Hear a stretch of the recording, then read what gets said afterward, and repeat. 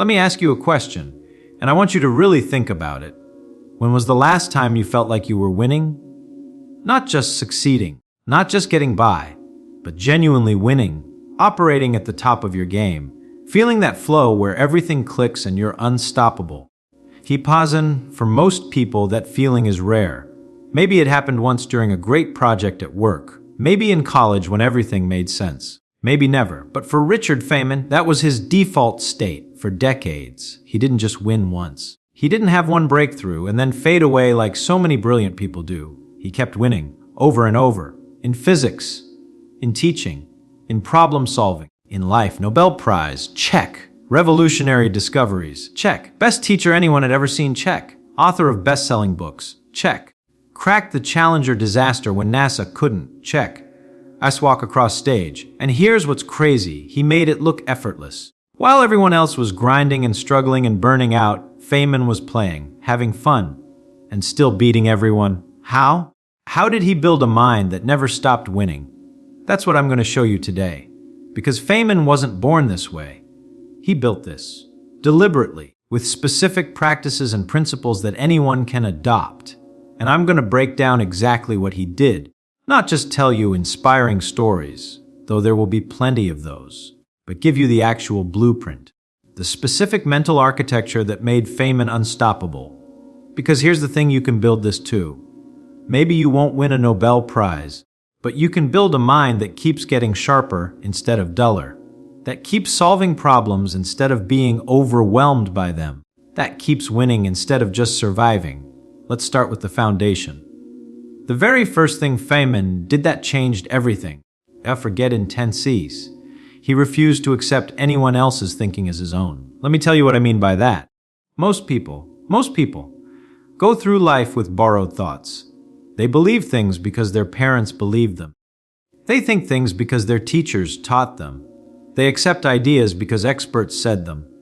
Their minds are filled with other people's conclusions, other people's frameworks, other people's limitations, not Feynman. She shared this a story when Feynman is a kid, maybe 6 or 7 years old. His father takes him for walks. And during these walks, his father does something unusual. He doesn't just point at things and name them. He makes Richard think about them. They see a bird, and his father says, "See that bird? What do you think it's doing?" Richard says, "It's pecking at its feathers. Why do you think it's doing that? Maybe to clean itself? Maybe. Or maybe to get rid of parasites. Or maybe just because it feels good. How would you figure out which one?" You see what's happening here? His father isn't giving him answers. He's teaching him to think, to observe, to question, to figure things out for himself. And this becomes Feynman's operating system. He doesn't accept, he investigates. He doesn't believe, he verifies. He doesn't memorize, he understands. Feynman's direct statement, this is the first piece of the winning mind. Radical intellectual independence. Most people outsource their thinking. They let the world tell them what to believe. And then they wonder why they're stuck, why they can't solve problems, why they never break through. Because they're not thinking, they're repeating. Feynman thought. And that made all the difference. Let me show you what this looked like in practice. This story is one of my favorites. Tell this with energy. Richard Feynman is at Princeton, working on his PhD. And there's this tradition where physics students challenge each other with difficult problems. It's like a game. Who can solve the toughest problems? Most students prepare for this by memorizing formulas. They study past problems. They learn the standard approaches. They're trying to have the right answers stored in their heads. Feynman doesn't do this. When someone gives him a problem, he doesn't search his memory for the right formula. He derives what he needs from first principles. Right there, on the spot. Engsart gesture working it out, and here's what's amazing. He often solves problems faster than the people who memorize the solutions. Because he's not searching through mental files. He's building the answer in real time from basic principles he deeply understands. His classmates think he's showing off, but he's not. He genuinely doesn't see the point in memorizing things he can figure out. Make the point, this is intellectual independence in action, and it gives him two massive advantages. First, he actually understands what he's doing. When something changes, when a problem is slightly different from what he's seen before, he can adapt. The memorizers are lost. Feynman adjusts and keeps going. Second, his understanding gets deeper every time he uses it. Every time he derives something from first principles, he reinforces that understanding. He's building strength. The memorizers are just accessing stored data. They never get stronger. Let's walk to the other side. So the first piece of building a winning mind is this: stop accepting other people's thinking. Start thinking for yourself, from the ground up, every time. Now let's talk about the second piece. And this one is going to challenge you. Feynman built his mind by deliberately seeking confusion. God, let that land. Most people avoid confusion. Confusion feels bad. It feels like failure. It feels like you're stupid. So people run from it. They stick to what they already understand. They avoid topics that confuse them. They give up when things get unclear. Feynman ran toward confusion. He sought it out. He loved it. Why? Because he understood something profound. Confusion is where learning happens. I explain this. When you're comfortable, you're not learning. You're just reviewing what you already know. You're staying in place. But when you're confused, your brain is encountering something new. Something that doesn't fit your current mental models. Something that requires you to think differently. That discomfort, that's growth. That's your brain building new connections. That's your mind expanding. Feynman didn't just tolerate this, he engineered it. Share this story. There's this amazing moment at Caltech. Feynman is already famous. He's got the Nobel Prize. He's a legend. And he starts attending biology lectures. His colleagues are confused. Why are you going to biology lectures? You're a physicist. Shouldn't you focus on physics? And Feynman says something interesting. He says, I'm bored with physics problems I know how to solve. I want to be confused again. I want to feel stupid again. That's when I'm learning. Pause, Think about that. A Nobel Prize winner actively seeking situations where he feels stupid, deliberately putting himself in uncomfortable learning situations. Why? Because he knew that's where growth happens. That's where his mind would expand. That's where new insights would come from. Get direct most people. The moment they achieve success, they retreat into what they know. They become experts in their narrow field and they stay there. Safe, comfortable, stagnant. Their minds stop growing, and eventually they stop winning. Feynman never did this. He kept putting himself in situations where he was a beginner, where he was confused, where he had to struggle. And every time he did this, his mind got stronger, more flexible, more capable. Give another example. When he's in his 60s, Feynman gets interested in computing. Not because he needs to use computers, he can do all his calculations by hand, but because he's curious about how they work.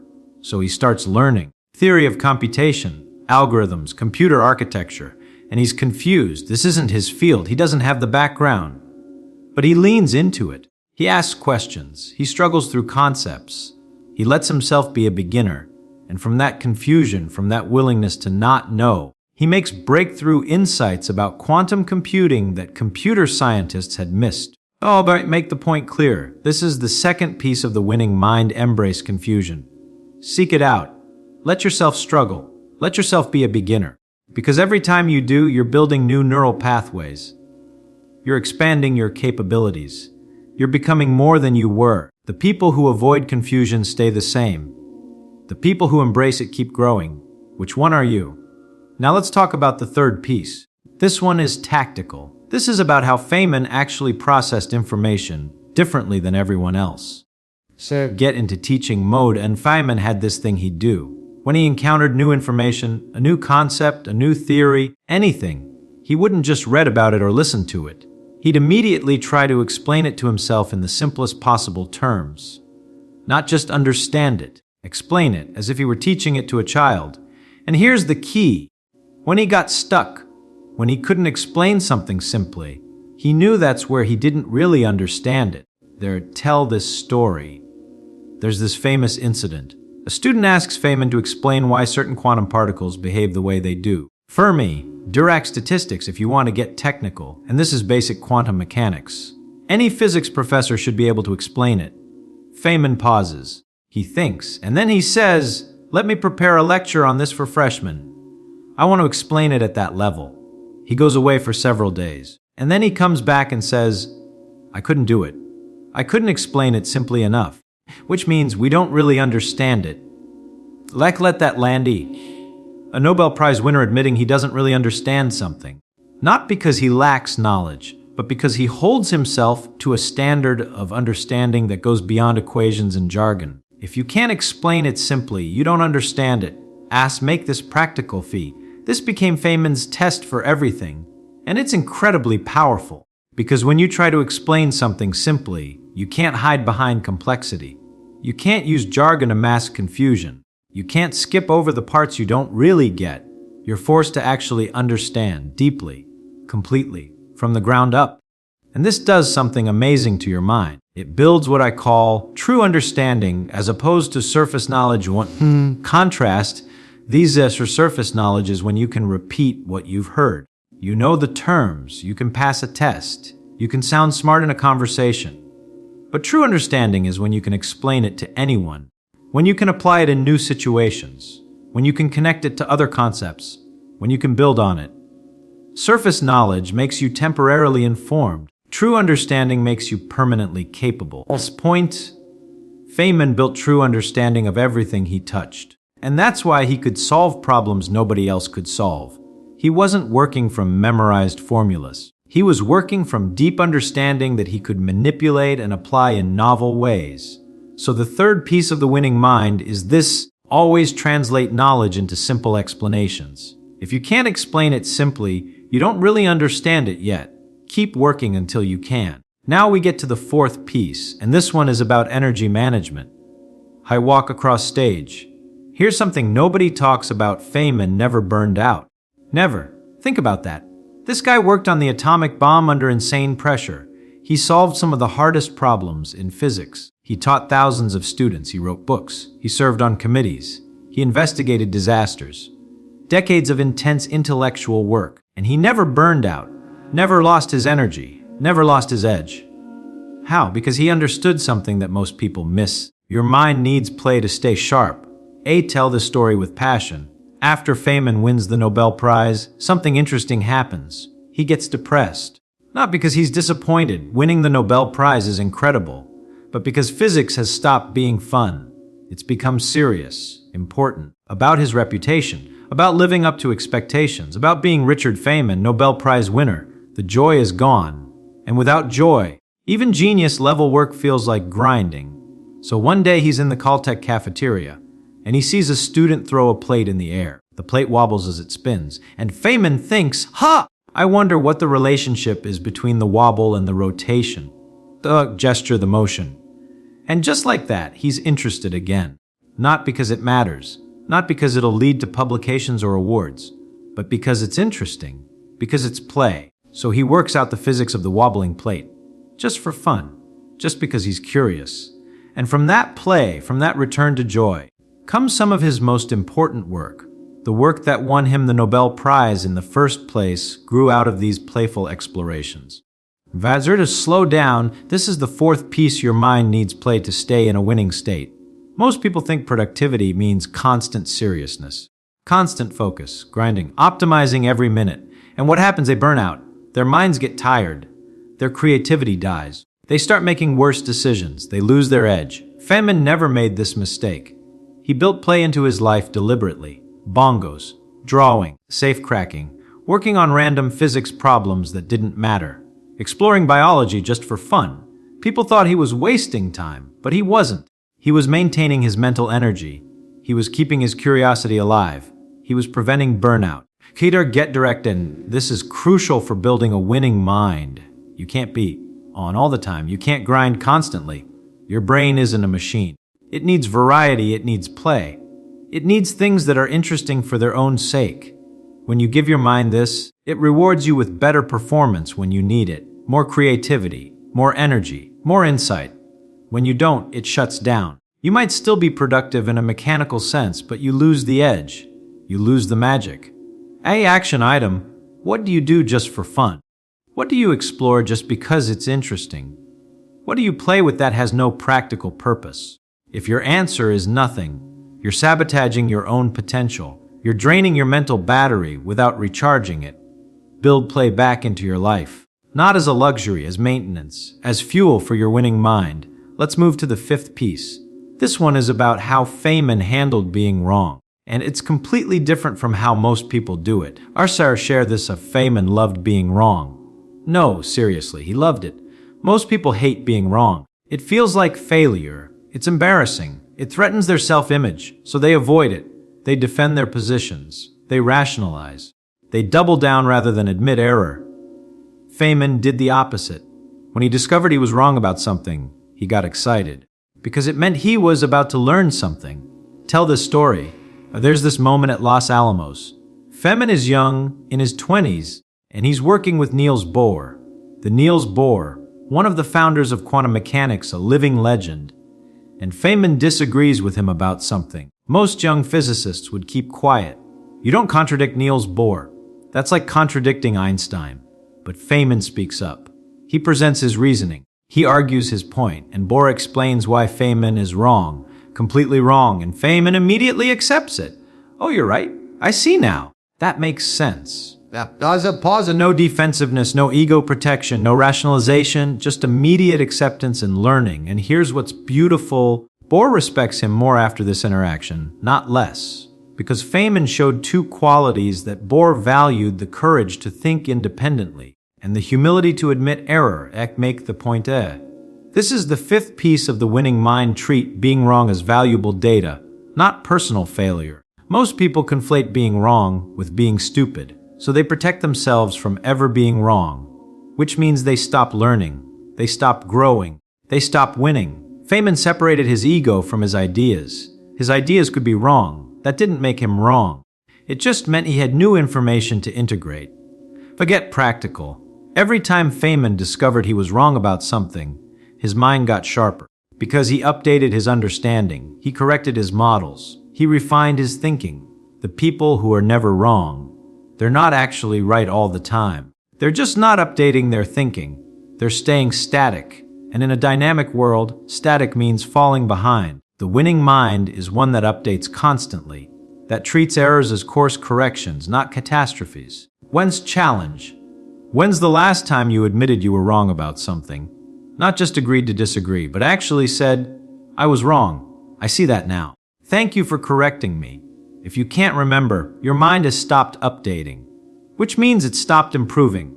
Now we get to the sixth piece, and this one is about how Feynman built his knowledge base differently than everyone else. Efre explained this. Most people accumulate knowledge like they're collecting stamps. They learn something here, something there. Disconnected facts, isolated concepts. They have a lot of information, but it's all in separate boxes. Feynman built knowledge like a web. Everything connected to everything else. Every new piece of information got integrated into his existing understanding, creating new connections, new insights, new possibilities. Let me show you what I mean. I'll share this example. Feynman learns physics. Obviously, that's his field. But he doesn't just learn physics in isolation. He connects it to everything. He learns biology and thinks, how does physics apply here? How do quantum mechanics explain biological processes? And he helps found the field of biophysics. He learns about computing and thinks, how do physical laws constrain computation? And he invents the concept of quantum computing. He learns art and thinks, how does light and color work? What's the physics of perception? And his understanding of both art and physics deepens. For his gesture connections, every new thing he learned connected to multiple other things. His knowledge wasn't siloed, it was networked. And the more connections he built, the more powerful his thinking became. Because insight happens at the intersection of ideas. Innovation happens when you connect concepts from different domains. Problem solving happens when you can draw on multiple frameworks simultaneously. Make it clear, this is the sixth piece: build a networked mind, not a filing cabinet mind. When you learn something new, don't just store it. Connect it. Ask, how does this relate to what I already know? What principles does this share with other things I've learned? Where else might this apply? Every connection you make strengthens your understanding and increases your capability. Feynman's mind was so powerful not because he knew more facts than other physicists, but because he had more connections between what he knew. He could see patterns others missed. He could apply insights in unexpected ways. He could solve problems others couldn't even frame properly. But what's your point? That's what a networked mind does. And you can build this too. Every time you learn something, Spend 5 minutes connecting it to 3 other things you know. Force yourself to find the links. Over time, you'll build a knowledge web that's far more powerful than any collection of isolated facts. Let's talk about the 7th piece. This is about how Feynman maintained his edge over decades. Hey, get serious. Most people peak in their 30s or 40s. They do their best work, and then they coast. They might stay productive, but they're not breaking new ground. They're not making breakthroughs. They're trading on past insights. Feynman kept making breakthroughs into his 70s. His mind never stopped getting sharper. How? Because he never stopped being a beginner. He never stopped learning completely new fields.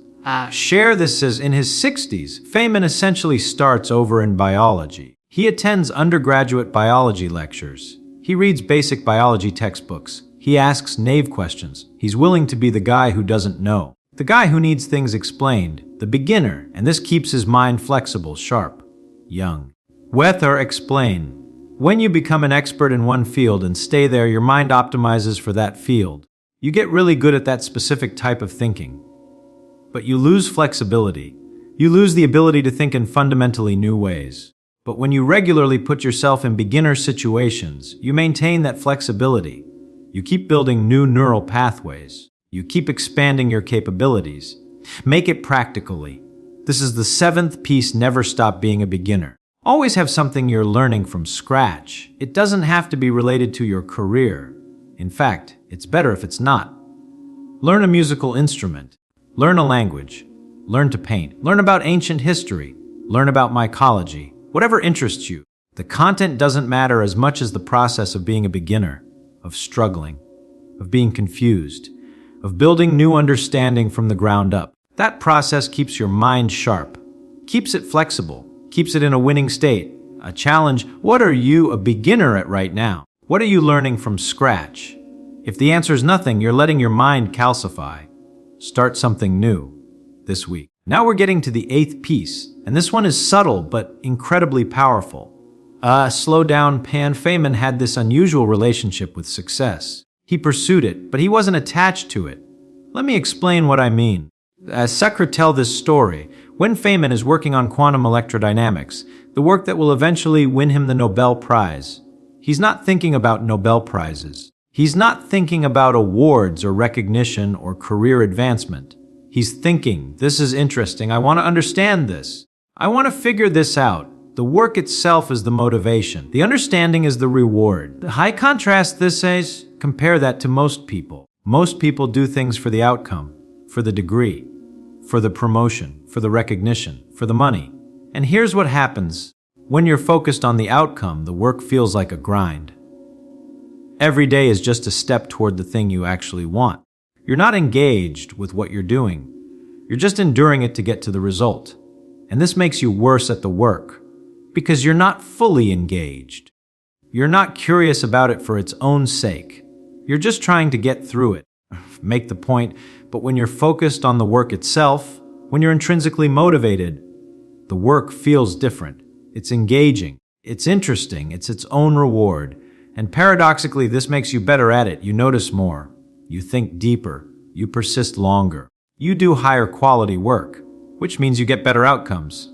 Not because you were chasing outcomes, but because you were so focused on the process that excellence emerged naturally. Share the principle. This is the 8th piece. Focus on the process, not the outcome. Love the work, not the rewards. Feynman loved physics. He loved thinking about how the universe worked. He loved solving problems. He loved understanding things. The Nobel Prize was nice, but it wasn't why he did the work. The work itself was why he did the work. And this sustained him for decades. He never burned out because he was never grinding toward a distant goal. He was enjoying the present process. Get direct. Most people have this backwards. They think, once I achieve this outcome, then I'll be happy. Then I'll feel successful. Then I'll enjoy my work. But it doesn't work that way. If you don't enjoy the process, you won't enjoy the outcome either. You'll just set a new goal and start grinding toward that. The winning mind is the one that finds joy in the process. That's intrinsically motivated. That does things because they're interesting, not just because they lead somewhere. Action. What are you doing right now purely for an outcome? What would you stop doing if the reward went away? That's where you're vulnerable. That's where you're not building a winning mind. Now find something you do even if there was no reward. Something you find intrinsically interesting. And spend more time there. That's where your best work will emerge. Let's move to the 9th piece.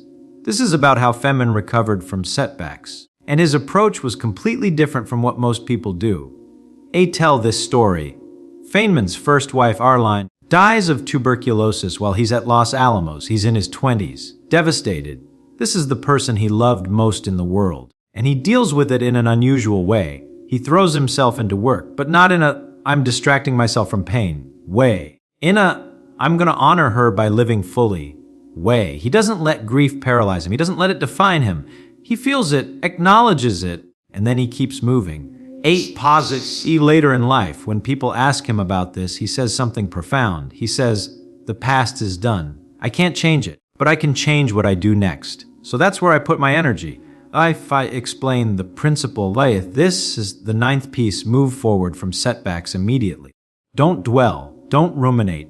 Feel what you need to feel, then redirect your energy toward what you can control.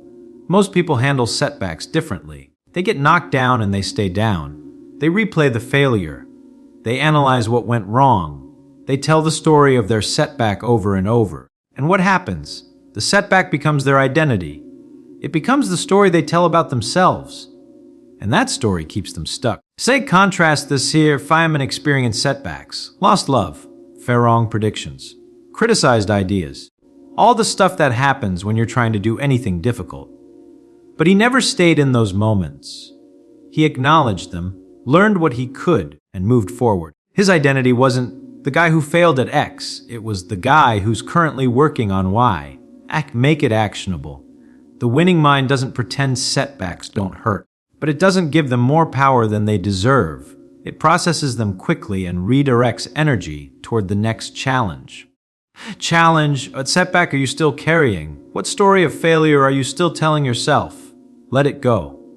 Not by pretending it didn't happen, but by choosing to make your next chapter more interesting than your last one. That's what Feynman did, again and again, and it kept him winning even when things went wrong. Finally, let's talk about the 10th piece. This is the foundation everything else rests on. Get quiet and serious. Feynman built a mind that never stopped winning because he genuinely didn't care what other people thought about him. Not in an arrogant way, not "I'm better than you" way, but in a "I'm going to be myself regardless of your opinion" way. Share this. He plays bongos at a strip club. Colleagues think it's undignified. He doesn't care. He refuses to wear academic robes. Administration thinks it's disrespectful. He doesn't care. He explains things simply instead of using impressive jargon. Some people think it means he's not serious. He doesn't care. He works on problems that interest him instead of problems that are prestigious. Other physicists think he's wasting his talent. He doesn't care. Azar make the point clear. This freedom, this complete liberation from other people's opinions, this is what allowed him to do everything else. Because when you care what people think, you constrain yourself. You don't take risks. You don't explore weird ideas. You don't admit confusion. You don't change your mind. You don't try new things. You optimize for looking good instead of being good. For appearing smart instead of becoming smarter. For maintaining image instead of growing capability. I get passionate, and that's the death of the winning mind. Because winning requires risk. It requires exploration. It requires being wrong sometimes. It requires trying things that might not work. If you're worried about what people think, you can't do any of that. You're trapped. Safe, maybe. Respectable? Perhaps, but trapped. Feynman was free. And that freedom is what let him build the kind of mind that kept winning for decades. For a final challenge. So here's my question for you. What are you not doing because you're worried about what people will think? What idea are you not exploring? What question are you not asking? What field are you not entering? What risk are you not taking? Pause it. That's your cage. That's what's keeping you from building a winning mind. And the only way out is to stop caring, not to stop being thoughtful or ethical or kind, but to stop letting other people's opinions determine what you do with your one life. I walk to center stage. So let me bring this all together. These are the 10 pieces of how Feynman built a mind that never stopped winning. 1. Radical intellectual independence. Think for yourself from first principles. 2. Embrace confusion. Seek situations where you're a beginner and don't know the answers. 3. Explain everything simply. If you can't, you don't really understand it yet. 4. Build and play. Your mind needs it to stay sharp and avoid burnout. 5. Love being wrong. It's data that makes you better. 6. Build a networked mind. Connect everything to everything. 7. Always be a beginner at something. Keep your mind flexible. 8. Focus on process, not outcomes. Love the work itself. 9. Move forward from setbacks immediately. Don't let them become your identity. 10. Stop caring what people think. Be free to explore and risk and try. Slow down, heirs. These aren't complicated. They're not secret. Feynman lived them openly for his entire life. The question is, will you? Because here's what I know.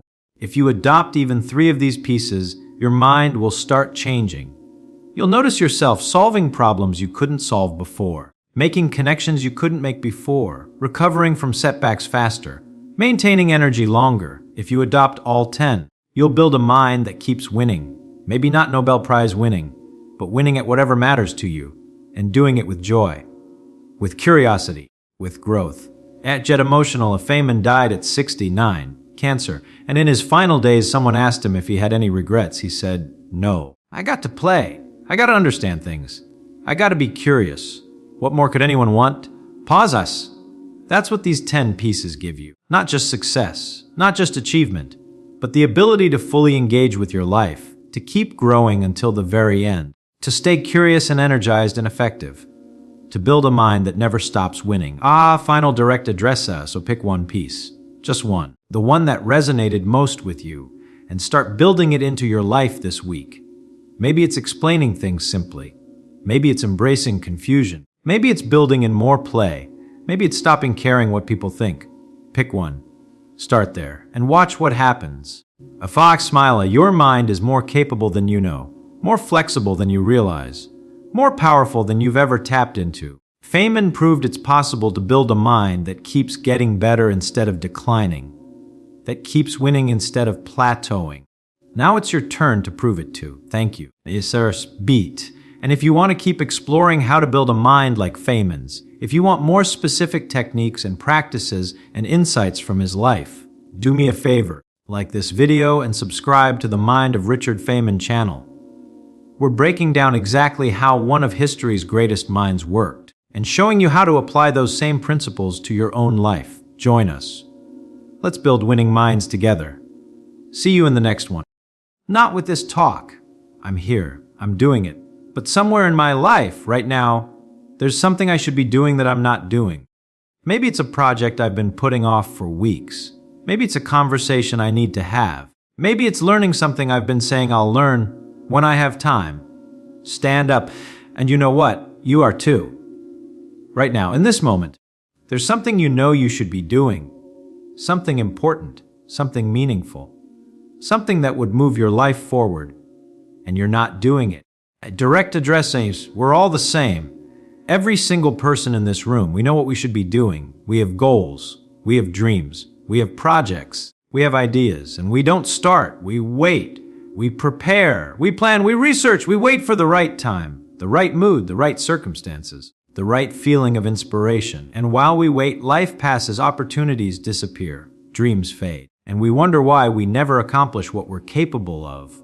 Seek pause, shift ton, but Richard Feynman, he didn't have this problem. Not because he was more motivated, not because he had more willpower, not because he was naturally disciplined. He had a method, a specific technique he used to force himself to start. Every single time, no matter how he felt, no matter how difficult the task, no matter how much resistance he faced.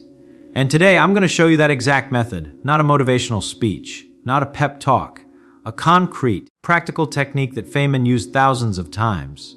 The same technique that led to a Nobel Prize, revolutionary discoveries, decades of productive work, lean-ins. And here's what's powerful about this: it works in the next 5 minutes. Not someday, not after you build a habit. Right now, you can use this technique to start the thing you've been avoiding. Let me show you how. Walk across stage.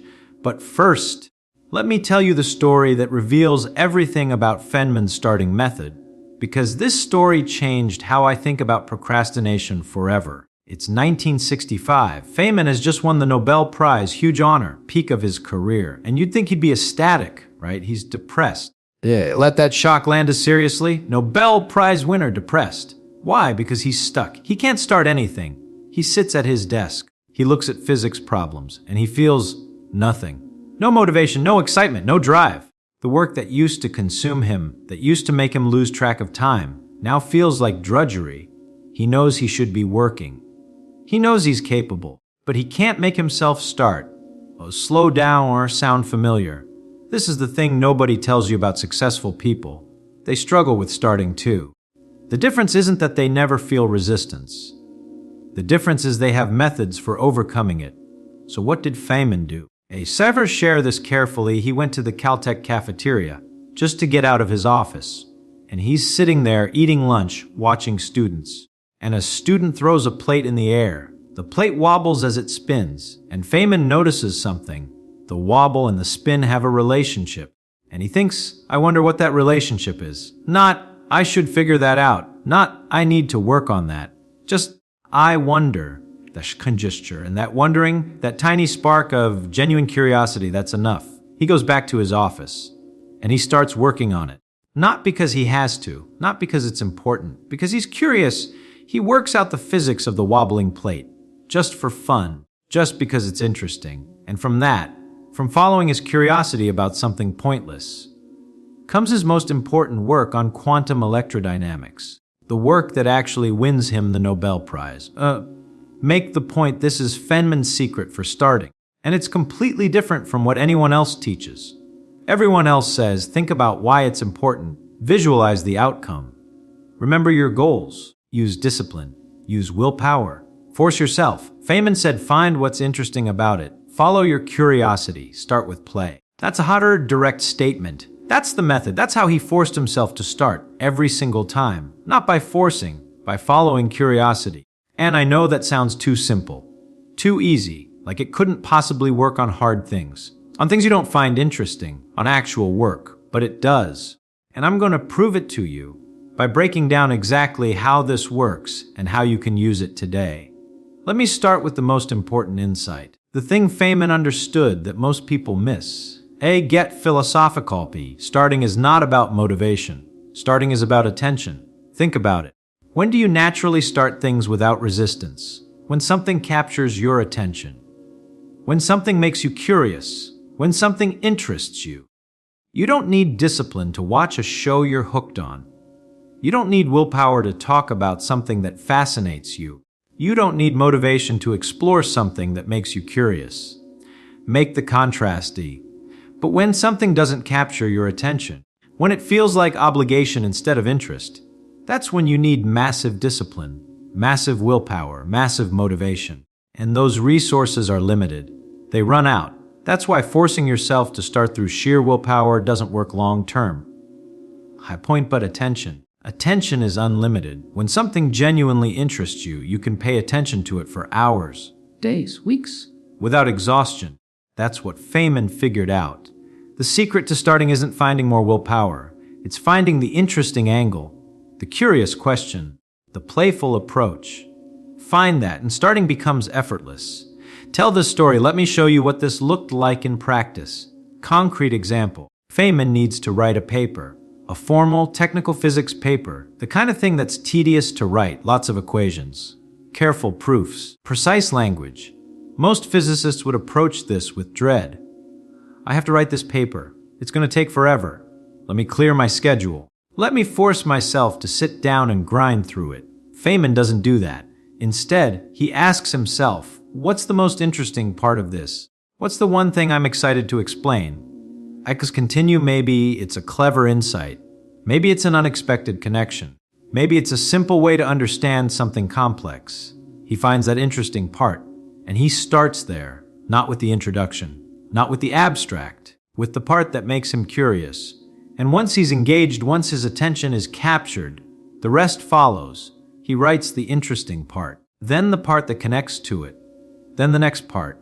Fast pauses, the paper gets written, but not through force, through following his interest from one part to the next. To make it practical, this is the technique. This is how you use curiosity to start. Step 1. Don't think about the whole task. That's overwhelming. That triggers resistance. Step 2. Ask yourself, what's the most interesting part of this? What's the one piece I'm curious about? Step 3. Start there. Just that one interesting piece. Nothing else. Give yourself permission to ignore everything else. Explain why this works. Here's what happens once you start the interesting part. You build momentum. Your brain engages, your attention focuses, and suddenly the other parts don't seem as hard. But if you try to start with the hard parts, the boring parts, the parts that don't interest you, you never build momentum. You're fighting resistance the entire time. Give another example. Let's say you need to write a report. Boring. Tedious. You've been putting it off for days. Don't think about the whole report. Don't force yourself to start at the beginning. Ask, what's the most interesting data point in this report? What's the one finding I think is cool? Start by writing about that. Just that one thing. 2 paragraphs. That's it. I'm snap. You're not procrastinating anymore. You've started. And once you've written those 2 paragraphs, the next part is easier. And the next part is easier. And before you know it, the report is done. Not through force, through following interest. Share personal example. Let me tell you about when I discovered this technique. When it clicked for me. I had this huge project I'd been avoiding for months. Every time I thought about it, I felt overwhelmed. It was too big, too complex, too many moving parts. And I kept trying to force myself to start. Just sit down and do it. Stop being lazy. Use discipline. It never worked. I'd sit down, stare at my screen, and find a million other things to do. It continues. Then I learned about Feynman's method, and I tried it. I asked, what's the most interesting part of this project? If I could work on just one piece, what would be fun? And there was something. One small part that I thought was kind of cool. A design challenge, a creative problem. So I started there. Just that one piece. Gave myself permission to ignore everything else. Build this, and you know what? I got absorbed. I worked on it for 2 hours. Didn't feel like work. Felt like play. And the next day I thought, what's the next interesting part? And I found something. And I worked on that. And piece by piece, following interest from one part to the next, the entire project got done. Not through discipline, through curiosity. Make the point. That's when I realized procrastination isn't laziness. It's not lack of discipline. It's lack of engagement. When something genuinely engages your attention, you don't procrastinate. You just do it. The problem is we try to force ourselves to start things that don't engage us. And force doesn't work, at least not sustainably. But finding the engaging angle, that works every time. Address the obvious objection. Now, I know what you're thinking. That's great for interesting projects. But what about truly boring things? Things that have no interesting angle? Things I just have to do? A fair question. Let me show you how Feynman handled truly boring tasks. Tell this story. Feynman has to attend committee meetings, university bureaucracy, budget discussions, policy decisions, the most boring, tedious, pointless feeling meetings you can imagine. He hates them. Everyone hates them. Most professors just suffer through, counting the minutes until they can leave. Feynman does something different. He plays a game with himself. Our founder explained, he asks, can I predict what people will say before they say it? Can I figure out the hidden agendas? Can I understand the group dynamics? He turns the boring meeting into a psychology experiment. He's not enduring it. He's studying it. He's curious about it. Is this artificially creating interest? Yes, absolutely. But who cares it works? He's engaged. He's paying attention. The meeting isn't torture anymore. It's interesting. 8. Make it actionable. This is the advanced technique. When something truly has no inherent interest, you create interest. You turn it into a game. You set a challenge. You find a puzzle to solve. Boring paperwork. Can you do it in half the usual time? Can you find a way to systematize it so you never have to think about it again? Tedious data entry. Can you find patterns? Can you predict what comes next? Can you figure out why the system is designed this way? You're not changing the task. You're changing your relationship to it. You're finding a way to engage your curiosity, even artificially. And once curiosity is engaged, starting becomes easy. Tell another Feynman story. Here's another example of this technique in action. And this one is brilliant. Feynman needs to learn biology, not his field. He's a physicist, but he's curious about how life works at the molecular level. So he starts attending biology lectures. And at first, it's interesting. Everything's new, everything's exciting, but then it gets tedious. There's a lot of memorization, a lot of terminology, a lot of catalog knowledge. The kind of stuff that's boring to learn. Share what he does. Most people would force themselves through this. I have to memorize these terms. I have to power through. Let me make flashcards. Feynman asks, what's the underlying logic here? Why are these proteins shaped this way? What would happen if they were shaped differently? He turns memorization into problem solving. He's not just learning facts. He's figuring out systems. He's understanding principles. Make the connection, and that's inherently more interesting. Problem solving engages your brain in a way memorization doesn't. So even when the material itself is tedious, he finds a way to make his engagement with it interesting. Pause. That's the key insight. You can always find an interesting angle. Always. Even on the most boring tasks. Even on the most tedious material. It might not be the obvious angle. It might not be the standard approach. But there's always something that can capture your curiosity. Racha, get practical. Let me give you a framework. A concrete process you can use right now to find the interesting angle on anything. When you're stuck, when you can't make yourself start, when you're procrastinating, use these 5 questions to present these clearly. Question 1. What about this would a 10-year-old find interesting? Kids are naturally curious. They find interest in things adults think are boring. Channel that perspective. What would make a kid go cool? Question 2. What's the puzzle here? What's the thing I could figure out? Our brains love puzzles. They love problems to solve. Even in boring tasks, there's usually a puzzle. Find it. Sarah, continue. Question 3. What could I learn from this that would be useful elsewhere? If the task itself isn't interesting, maybe the skills or knowledge you gain from it are. Find that angle. Question 4. How could I do this in a way nobody else has tried? Novelty is inherently interesting. Can you approach this task differently? Can you find a unique angle? Question 5. What would make this playful instead of work? How could you turn this into a game, a challenge, an experiment? What would make it fun? Pause. One of those 5 questions will give you an angle, an entry point, a way to engage your curiosity. And once curiosity is engaged, starting becomes automatic. Share a powerful example. Let me show you how powerful this is with a specific example. You need to clean your house. Boring. Tedious? You've been putting it off. You try to force yourself. Doesn't work. Use the questions. What would a 10-year-old find interesting? Maybe the satisfaction of making things perfect. The transformation. What's the puzzle? Maybe figuring out the most efficient order to clean things. The optimal path through the house. What could I learn? Maybe time management. Maybe systems thinking. Maybe just what state I let things get to before I finally clean. Continue. How could I do this differently? Maybe I clean to music and try to dance while cleaning. Maybe I pretend I'm a professional cleaner and time myself. Maybe I take before and after photos. What would make it playful? Maybe I set a timer and race it. Maybe I make it a game to throw things away. Maybe I treat it like a meditation. Point of C. 5 angles. At least one of them makes cleaning slightly more interesting than it was before. And that's enough. That's all you need to start. Get serious now. Here's what's crucial to understand. This technique isn't about tricking yourself. It's not about pretending boring things are interesting. It's about recognizing that interest is a choice. Attention is a choice. Leifer explained this carefully. You can choose what you pay attention to about any task. You can focus on how tedious it is, how much you don't want to do it, how boring it feels.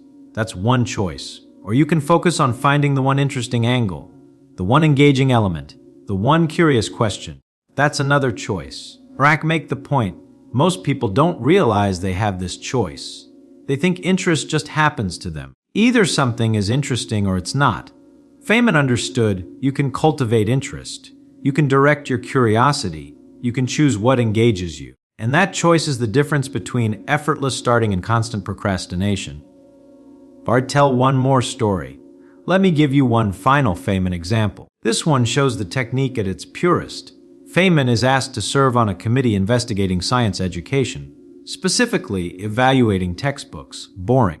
Tedious. Most professors would decline or suffer through it. Feynman sees an interesting angle. He asks, how bad are these textbooks really? Can I find the worst example of teaching without understanding? Build this on. Now it's not a boring obligation. It's a challenge, a treasure hunt. He's looking for the worst textbook, the most egregious example of empty jargon, and he finds it. Books that use scientific terms without explaining concepts. That makes students feel like they understand when they don't. He's engaged. He's curious. He writes scathing reviews. Not because he has to, because he's genuinely interested in exposing bad education. Pause the same task, different angle. One approach is torture, the other is engaging. The task didn't change. His relationship to it did. I can walk to center stage. So let me bring this all together. Let me give you the complete method. Feynman's technique for forcing himself to start every single time. Present this as a complete system. When you're stuck, when you're procrastinating, when you can't make yourself start. Here's what you do first. Stop trying to force yourself. Stop using discipline and willpower and guilt. Those don't work. They just make you feel worse. Second, ask yourself, what's the most interesting part of this task? What's the one piece I'm curious about? Third, if nothing seems interesting, use the 5 questions. Find an angle that engages you. Create interest if you have to. Pray, continue. Fourth, give yourself permission to start with just that interesting part. Nothing else. You don't have to do the whole thing. Just the one engaging piece. Fifth, start. Just start. On that one piece, for 5 minutes, that's at 6, notice what happens. Once you start, momentum builds. Your brain engages. The next piece becomes easier. A pause, that's the method. That's how Feynman did it. Thousands of times, over decades. Not through superhuman discipline. Through understanding how attention works. Through following curiosity instead of forcing compliance. If I get personal, I use this technique every single day now. Every time I catch myself procrastinating, I ask, what's interesting about this? What angle could engage me? And every time I find something, every time it makes starting easier. I share results. I've written more, accomplished more, learned more. Not because I became more disciplined, but because I stopped trying to force myself and started following my curiosity or pointed audience. And you can do this too? Right now. Think about that thing you've been procrastinating on. That thing you thought about when I mentioned procrastination at the start of this talk. You know what it is. It's sitting there in your mind. That project, that conversation, that task. How's that direct challenge edge? Ask yourself right now, what's the most interesting part of it? What's the one piece that makes you even slightly curious? Got it. Good. That's where you start. Not with the whole thing, not with the hard parts, not with the beginning, with that one interesting piece. Today, in the next hour, 5 minutes, that's all. Pause this and watch what happens. Watch how different it feels to start from curiosity instead of obligation. Watch how momentum builds. Watch how the rest becomes easier. A fast build to conclusion. This is what Feynman taught us. Not just about physics, about life, about getting things done, about being productive. Success isn't about discipline, it's about engagement. It's about finding what's interesting and following it. It's about turning work into play, obligation into curiosity.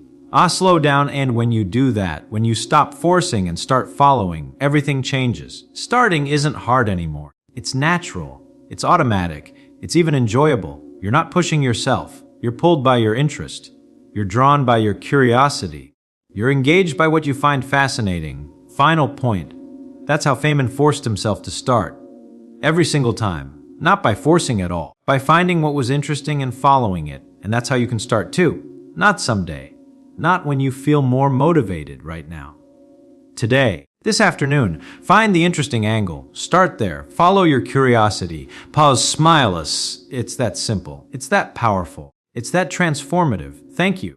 First, if you want more techniques from Feynman, more insights into how one of history's most productive minds actually worked, do me a favor. Like this video and subscribe to the Mind of Richard Feynman channel. We're uncovering the real methods behind Feynman's genius. Not motivation, not discipline. Actual techniques you can use. Join us. Let's start together. See you in the next one. Physics teaches us that every body tends to remain at rest until an external force acts upon it. The same happens with the mind. It tends toward inertia. If you don't apply the right kind of stimulus, it will always seek the easiest path. Distraction, repetition, the illusion of memorization. But when you apply the necessary force, even if it's small, you set movement into motion, and that movement can grow until it becomes unstoppable. Here's the secret. The brain responds far more to small, consistent impulses than to big bursts of energy followed by quitting. It's like pushing a heavy rock at the beginning. The effort seems overwhelming, but once it starts rolling, physics itself works in your favor. That is the power of habit, transforming repeated actions into accumulated energy until your mind becomes a system that moves almost on its own, with far less conscious effort. Behind every thought lies a mechanism shaped over millions of years of physical evolution. The brain was not designed for success. It was designed for survival. It was shaped to avoid danger, to conserve energy, and to repeat the patterns that kept our ancestors alive. But here's the crucial point. Physics allows transformation. The same laws that govern force, friction, rhythm, and leverage can be used to redesign your habits, your focus, and your productivity. The biggest mistake is believing that simply wanting it badly enough is enough. Left to itself, the mind seeks comfort, shortcuts, and excuses. But the very principles that make it conserve energy can be hacked to release power. Reduce unnecessary friction, distractions, repetitive decisions. Create leverage, triggers that multiply minimal effort, and establish rhythm, cycles that generate consistency. When you master these three forces, you create an environment where the right action becomes the path of least resistance. Learning means simplifying down to the essential. If you can't explain something clearly, you haven't truly understood it. When you translate a complex idea as if you were teaching it to someone younger, you strip away the noise, uncover gaps in your reasoning, and create smooth surfaces for thought to flow. That clarity is not just intellectual. It transforms behavior because it illuminates the exact next step. Transformation is not mystical. It is mechanical.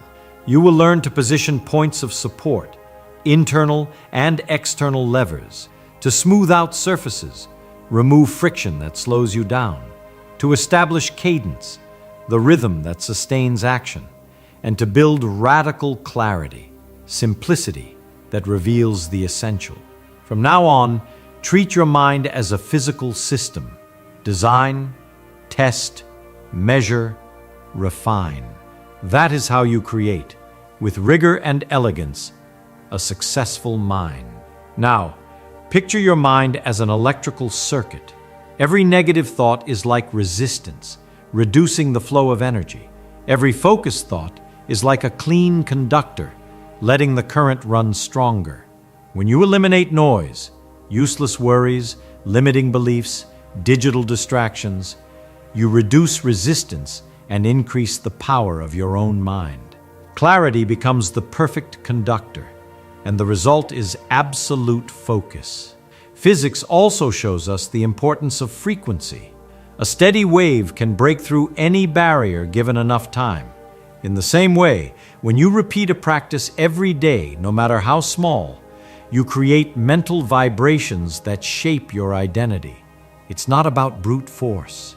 It's about rhythmic consistency. That's why just 10 minutes of daily reading can be more transformative than a single marathon study session. Now, imagine applying this vision to your own brain. You create movement when the mind wants to stop. You channel energy through the paths of least resistance.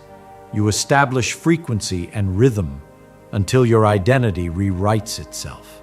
This is the invisible engineering of success. It's not about thinking positive. It's about using the very laws of physics to transform your mind into a field of creative energy. When physics meets discipline, the mind stops being a weight that holds you back and becomes the lever that launches you into the future you desire. And here lies the key. Gravity is the invisible force that keeps planets, stars, and galaxies in orbit. Nothing escapes its field of attraction. The same thing happens inside your mind. Every thought you repeat generates a gravitational field that pulls new ideas, emotions, and behaviors in the same direction. If you think small, you create a narrow orbit. If you think big, you expand the universe around you. Pay close attention now. because this is one of the greatest secrets of transformation. Your mind always attracts what resonates with your dominant thoughts.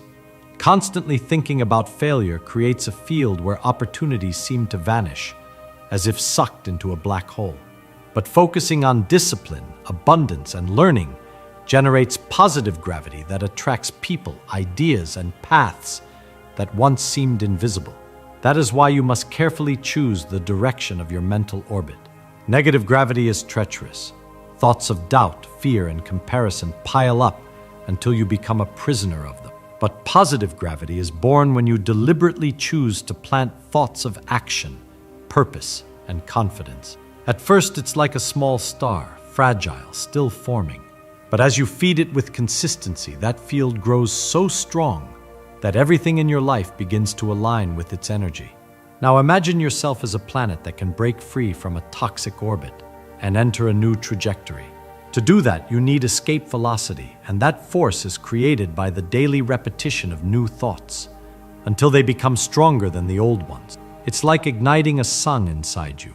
Your gravity changes, your light grows, and what once seemed impossible begins to orbit naturally around you. Understand this. You don't attract what you desire just once. You attract constantly what your mind feeds on every single day. If you sustain focus, discipline, and a clear vision, you generate a gravitational field so powerful that nothing can stop your rise. And when that happens, it's no longer you chasing victory. It's victory being pulled into your orbit. Just as coal only becomes a diamond when it is subjected to enormous pressure, your mind only reaches its strongest form when it faces resistance. It is in friction, in tension, in moments of weight that the brain stops being just a machine of survival and begins to forge itself into a mind of success. To run away from pressure is to waste the chance to become something rare and valuable. Picture steel being tempered by fire. First, it is heated until it nearly breaks, then plunged into extreme cold to gain hardness. That cycle of extremes is what gives it incomparable strength. The same is true of your mind. Every challenge, every criticism, every apparent failure is part of the forging process. Pain does not come to destroy you, it comes to shape you. Mistakes are not signs of weakness, they are the raw material of growth. Most people chase comfort zones, forgetting that prolonged comfort weakens the mind. Muscles grow because they are subjected to tension, and the mind expands when it is challenged. When you face a problem that feels larger than you, you are actually stretching your limits. And every time you return stronger, you are proving that pressure doesn't destroy you, it polishes you. Now, picture yourself as a diamond in formation. At first, you look like nothing but formless coal, common, dull, without shine. But when life puts you under pressure, debts, criticism, doubt, loss, you face two choices: to shatter into pieces, or to allow that weight to mold you into an unbreakable structure. The secret is not to resist pressure, but to accept it as an inevitable part of becoming extraordinary. Remember, every obstacle is an invitation to growth. Every voice that doubts you is fuel to prove it wrong. Every fall is the exact moment your mind is being strengthened. It's not about enduring passively, but about transforming each impact into energy, each blow into refinement, each challenge into evolution. This is how you forge, under fire and weight, a mind capable of conquering any victory. Richard Feynman had a simple technique, yet powerful enough to turn any ordinary mind into an extraordinary one. He said that if you truly understood something, you should be able to explain it clearly, even to a child. It seems simple, but it is the master key that opens all doors. When you force yourself to simplify, you expose the holes in your reasoning. You uncover what you really know and what you still need to learn. That is the first secret. Clarity is power. The brain loves to deceive itself, pretending it understands just because it memorized some fancy words. But when you practice simple explanation, you hack this mechanism, strip away the illusions, and force the mind to build real connections. That's how learning becomes solid and creativity begins to flourish. And this technique is not just for students. It's for anyone who wants to master their own life. Physics also teaches us that every system can be modeled, tested, improved. Your mind is no different. You can create movement when it wants to stop, overcoming inertia. Reduce the friction that holds you back, eliminating distractions. Use frequency to your advantage, daily habits, and generate positive gravity that attracts opportunity, dominant thoughts. And when pressure comes, instead of breaking, you remember, it is fire that turns steel into a sword, and pressure that turns coal into diamond. Now imagine applying Feynman's technique together with these principles of physics. You simplify your goals until they are crystal clear. You test each small action as an experiment. You discard what doesn't work and reinforce what does. In this way, the mind stops behaving chaotically and begins to operate like a system of precision. And the result is inevitable: discipline, focus, productivity, and success. Remember, your brain was not built for success, but for survival. Yet when you apply the principles of physics and the clarity of Feynman's technique, you reprogram the machine.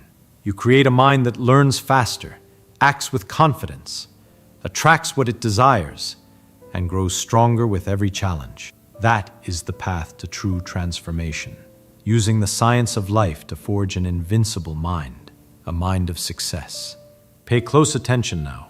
In physics, there is a relentless law called entropy. Everything, inevitably, tends toward chaos, and your mind is no exception. Without discipline, it scatters, loses focus, and is carried away by any distraction. That's why so many start with enthusiasm and end up empty, because they never created structures to sustain order. But here's the key. Routines and rituals are the antidote to mental collapse. Picture your mind as a house.